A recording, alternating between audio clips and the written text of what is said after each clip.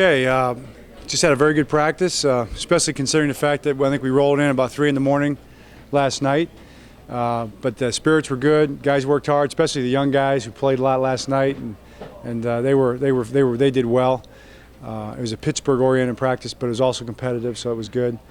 I want to commend the young guys and how they played last night. They played well, competitive, and did what we like. We like to win, and they found a way to win.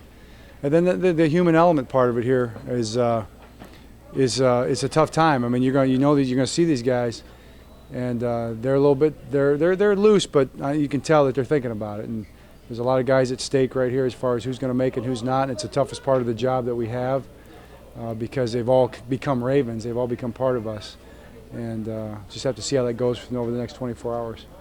All right, that's the thing. You are excited to finalize your roster. You are excited to say, okay, this is going to be our team. This is how we're going to move forward.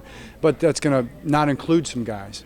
And that's the toughest thing because, we love having every guy around. Every guy's they wouldn't be here if they haven't been great. They haven't done a great job for us.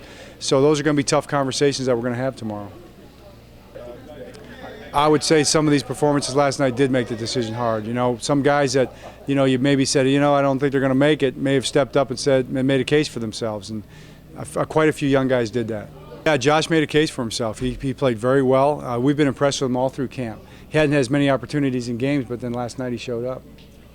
As you try to figure out who's got a chance to, maybe get picked up by somebody else and who has a less chance of doing that. But the whole league's the same. I mean, people need people who are ready to play.